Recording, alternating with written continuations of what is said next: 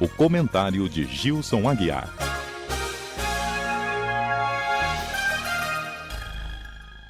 Meus caros, nunca vivemos tanta desinformação como agora.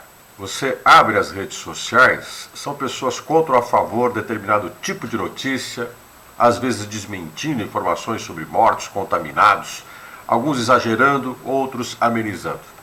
Uma das polêmicas, talvez de maior destaque nesta pandemia, é a hidroxicloroquina.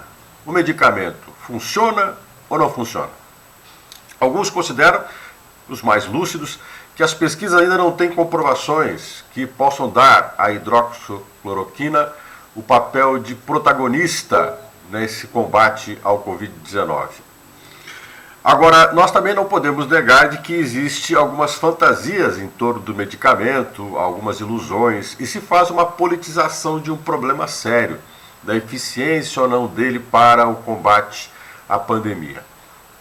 Por exemplo, alguns dizem que os grandes meios de comunicação, que não gostam do presidente da República, estariam usando a questão do medicamento para destruir a imagem de Jair Bolsonaro. Que o presidente não gosta dos grandes meios de comunicação, não gosta mesmo, tanto é que ele trata os jornalistas como ele trata.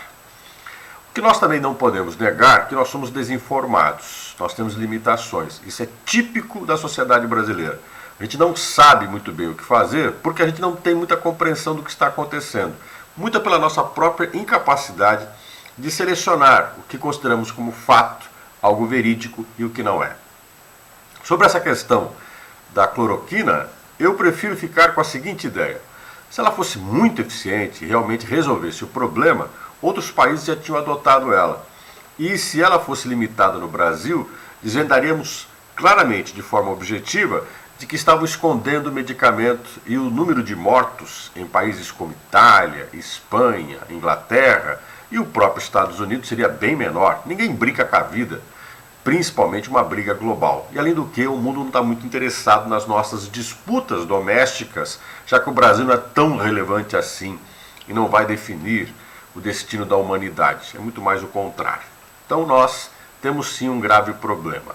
A nossa realidade, os nossos velhos problemas crônicos de falta de eficiência, competência, compreensão e, infelizmente, a desinformação.